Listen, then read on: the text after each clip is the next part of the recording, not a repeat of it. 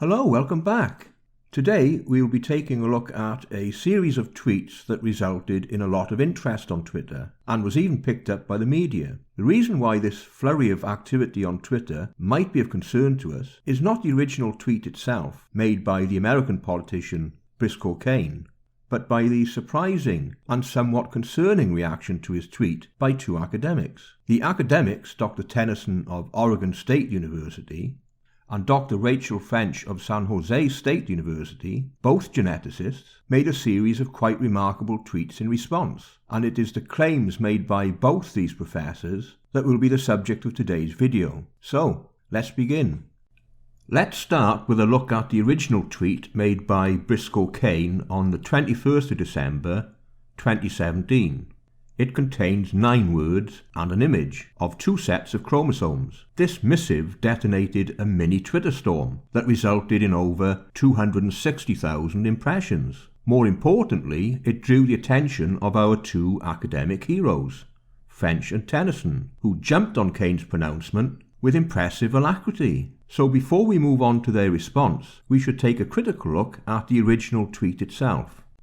The statement made by Kane is simple. He says, "In case you forget how many genders there are," and to this statement he attached an image of 2 sex chromosomes. On the left is XX and on the right is XY, labelled correctly as female and male respectively. This is obviously meant to suggest that there are, in fact, only 2 genders, but regular viewers to this channel, or those with some knowledge of biology, would, I think, spot a minor error here, in that chromosomes determine biological sex, and that gender, although highly correlated with sex, should be considered as distinct. But this misapprehension on the part of Kane is not uncommon. So that was the original tweet. Enter stage left our antagonists, French and Tennessen, who were having none of this reprehensible bigotry. Let's start with Dr. French, as it was her response that drew the most attention.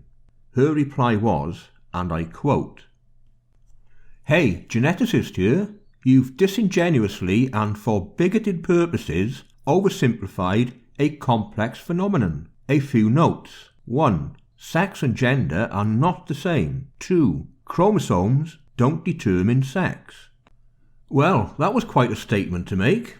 Lead with a claim to authority, then end with an elementary misapprehension of fundamental biology. We have already gone over point 1, but point 2 is an extraordinary claim to make. It is also quite wrong. But worse, for someone throwing accusations of dishonesty around, Dr. French appears to be aware that it's wrong.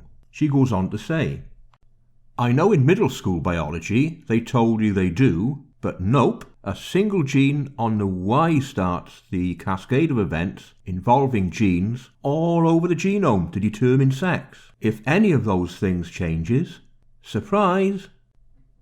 And here we have the trick, and it's not so subtle, is it? Although she is essentially correct in relation to the SRY gene, this gene is located on the Y chromosome. In the absence of the Y chromosome, we don't get an SRY gene, do we, Dr. French? Anyone interested in the process of sex determination can watch my video series, Sex Ed for SJWs. So, middle school biology is in fact correct. Sex is chromosomally determined and a gene-directed process. The simple fact of the matter is that the presence or absence of particular chromosomes do in fact determine sex. The actual mechanism is of course more complex, and French does indicate this in her later tweets. Sex determination involves complementary genes on both the X and the Y chromosomes. Dr. French's rebuttal revolves around different models of explanation. Her suggestion is that her genetic explanation invalidates the reference to chromosomal determination,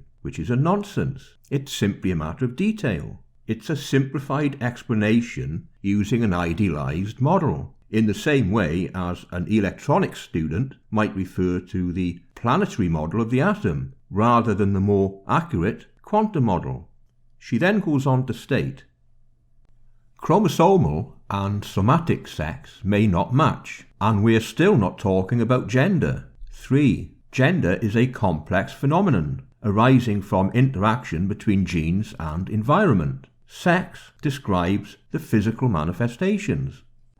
Her reference to somatic sex should be taken to mean phenotypic sex, just to avoid any potential for misunderstanding. And here we see the academic veil slip to reveal what is hidden underneath, and it explains much in relation to her stance on the matter. The good doctor is leaning towards Lysenkoism and probably believes in the tabula rasa model of mind. Gender, she suggests, is not a factorial which is highly correlated with biological sex, but is driven by environmental and perhaps social pressures.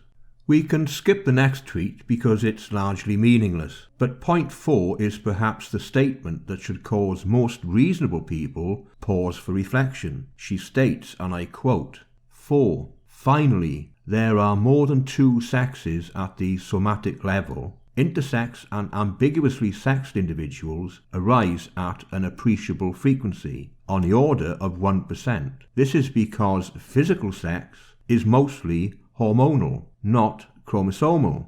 If we are pedantic about it, and this does appear to be Dr. French's general approach to the issue, ambiguously sexed individuals are intersex. If the phenotype does not match the chromosomal sex, or is ambiguous as Dr. French puts it, then that is intersex. We also seem to be conflating sex and gender at the physical level. Hormones regulate and either masculinizes or feminizes the fetus at around 7 weeks. It would be more accurate to say that it is the phenotype that is hormonally determined. The 1% statistic is widely inaccurate, and regular viewers will already have guessed where it comes from. If you include undescended testes, then the prevalence of genital disorders is 1 in every 300 births. But we are not discussing minor genital abnormalities here. Perhaps the most concerning tweet came later when Dr. French announces to the world that, and I quote, "So, I teach this sex determination stuff to something like 200 people a year, the gender identity bit to approximately 40. That thread yesterday got at least 5 times as many in 24 hours. Twitter is good for something." I shall leave it to you to decide if her students are getting their money's worth. But it's true that the good doctor has now reached far more than 1,000 claimed in her tweet. The issue I have with her pronouncements on these issues is nicely articulated in one of her retweets. The tweet itself was made by someone called Rogue J Neuroscience, and I quote, "You are describing sexes, not genders, and your list is missing genetic alternatives. Call any scientist for additional help. We love outreach." The concern here is the reference to genetic alternatives. This is careless and misleading use of language by someone claiming scientific credentials, and it is retweeted by Dr. French. My reason for making the accusation of carelessness will be detailed later. We now turn to the second academic of interest, Dr. Tennessen, who is a professor at Oregon State. His initial tweet starts, and I quote, "As a geneticist, I must say this is incorrect. Those chromosomes don't determine gender, and there are more than these 2 karyotypes, chromosome combinations, in humans. And don't get me started on other species." Interesting, isn't it? Both our antagonists start with an appeal to authority, and we all get the message that chromosomes don't determine gender. But the interesting point here is the reference to other karyotypes, as if humans have a wealth of viable chromosomal combinations available. And here we should remind ourselves of the use of the phrase alternative genes mentioned earlier. If we take a look at a retweet from his biological account, we see the following set of emojis, which it is assumed illustrate this list of alternatives. It's a nonsense, of course. It's simply alphabet soup. Worse, he manages to get the sex wrong in every single karyotype he presents in his tweet. The top group includes male XY, but as a female emoji. The second group has XX, which even a middle schooler could identify as female, but is labelled with a male emoji. And the last group is a jumble of random X's and Y's. If this is an example of outreach by the genetics department at Oregon State University, it might be best not to bother. But in all fairness, having read Dr. Tennessen's tweets, he does present as being more nuanced than Dr. French. And I suspect he approaches the subject in this way because he wants to raise awareness that there are individuals whose karyotype is different. But his presentation of karyotypes is misleading. It cannot be overlooked. The impression given is that human karyotypes come in varied combination. As far as Tennessen is concerned, variety really is the spice of life. And it is true that there can be variations in karyotype. But let me suggest an alternative presentation, perhaps a more accurate presentation. Here we have the standard karyotype with both sets of sex chromosome. And now here is a set of alternatives presented by Tennessen. They are sorted by sex. And as you can see from the label on this diagram, each and every one is an example of a chromosomal disorder. Individuals with these combinations may have significant medical conditions, the least serious of which is usually infertility. I suggest a little thought experiment. If faced with selecting karyotype for his next child, would he select from the standard set of chromosomes, or perhaps take one of the other options on the right? I wonder from which set he would make his selection from, and more importantly, why? Would he select for his next child trisomy 21, another alternative karyotype that results in Down syndrome, for instance? Or perhaps he would like to go for XXY or Klinefelter syndrome. Or perhaps he would prefer X0 and have a child suffering from Turner syndrome. I think we all know the answer to that.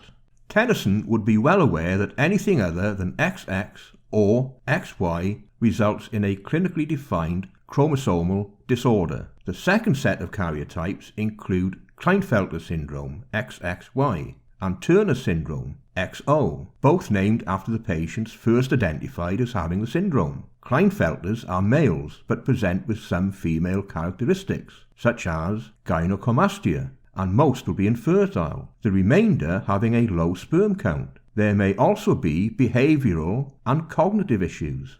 At this point, it might be an idea to take an overview of the process that contributes to these conditions. Both syndromes are caused by chromosomal non-disjunction. During normal egg production, the chromosome pair is split and each egg should receive one X chromosome each. If the chromosome fails to split, this is called non-disjunction. The result is that both X chromosomes are received by a single egg. So one egg gets two X chromosomes and the other receives no X chromosome at all. In effect, it's an empty egg. If the egg containing the XX combination is fertilized by a sperm which carries the Y chromosome, then the karyotype is a male XXY or Klinefelters. If, on the other hand, the empty egg is fertilized with a sperm that carries an X chromosome, then the karyotype is a female XO or X0 or Turner syndrome. Individuals with Turner's present with the following symptoms: webbed neck, cognitive deficiencies, visual defects, heart conditions, kidney abnormalities, non-functioning ovaries. This list is by no means exhaustive. Suffering from a syndrome cannot be considered as a life-enhancing experience, and it is irresponsible to present it as if it were.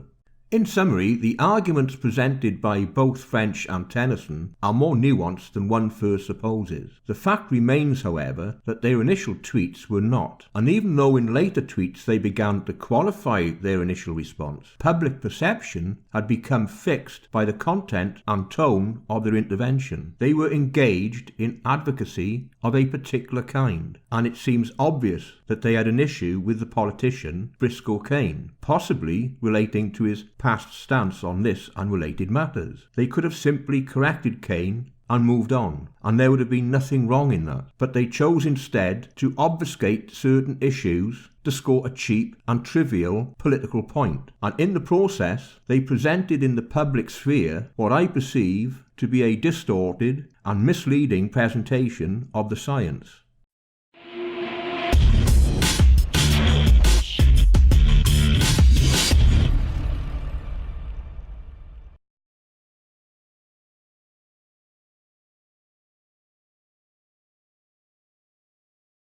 Hello, welcome back.